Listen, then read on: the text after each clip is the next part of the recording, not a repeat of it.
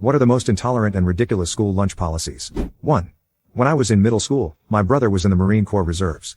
Occasionally, he would give me a meal, ready to eat, MRE, which is basically a military field ration.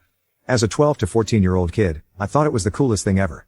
After one of his training weekends, he gave me a couple of MREs, and I decided to take one to school for lunch.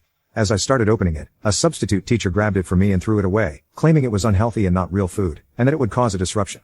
She even wrote me up for after-school detention and escorted me to the office, which caused me to miss lunch entirely. In the office, she lied about my behavior in front of the dean of students, who upgraded my detention to a Saturday detention. I was upset and hungry. After they released me, the bell rang, and I headed to my next class.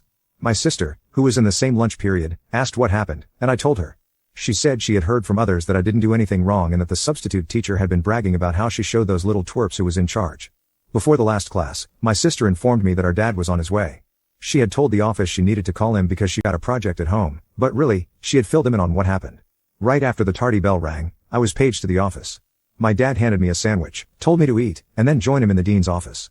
By the time everything was resolved, my detentions were rescinded, and the substitute teacher was banned from working in the district. This was just one of many issues I had with that dean. 2. A couple of years ago, I had to attend an impromptu meeting at my kid's school. My oldest has diabetes. I let my kids pack their lunches, keeping in mind that the school is a nut-free zone. Each of them packed a packet of sun butter, sunflower seed butter, to go with their apples. A lunch monitor saw my daughter take out her sun butter packet, walked over, grabbed the entire lunch bag and threw it out, then handed her a salad and told her to eat it before going to the office. My daughter didn't argue and did as she was told. However, on her way to the office, she collapsed in the hallway due to low blood sugar. My son saw her and immediately called me from his phone. Terrified, I drove to the school in under 3 minutes and told them my daughter was passed out in the hallway. An ambulance took her to the ER, and after the visit, I met with the dean of students and the superintendent. They spoke with a lunch monitor, who was promptly fired. I ended up suing the school for my daughter's medical expenses. 3. My son had a severe milk allergy. Thankfully, his kindergarten teacher was understanding and followed my dietary restrictions closely, even checking with me before offering snacks. However, his first-grade teacher didn't take the allergy seriously. One day, a child accidentally dropped a bit of melting frozen yogurt on my son's arm. He immediately started swelling, struggled to breathe, and his nose and eyes were running. The teacher called the school nurse, who followed my instructions, and my son used his inhaler, washed the yogurt off, and took Benadryl. I arrived at the school in record time. We had a meeting with the teacher, nurse, and principal afterward.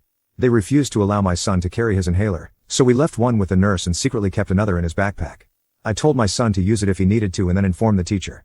Some people just don't believe that a mother knows what's best for her child. What a mess. 4. Our son has several life-threatening food allergies, so I always pack his lunch. One day, when he was just 6 years old, he forgot his lunchbox in the classroom. He asked the lunch attendant if he could go back to get it, but she refused. Instead, she forced him into the hot lunch line and made him buy a meal. Within 30 minutes, he was on the floor, writhing in pain, vomiting, and experiencing diarrhea. Thankfully, his teacher was quick to act and notify the nurse. I took him to the hospital, where he spent 2 days recovering. The lunch attendant was fired, and the rest of the staff received additional training. 5. My child was on a high-protein, high-calorie diet because she had trouble eating enough. At the time, she was mainly drinking Pediasure.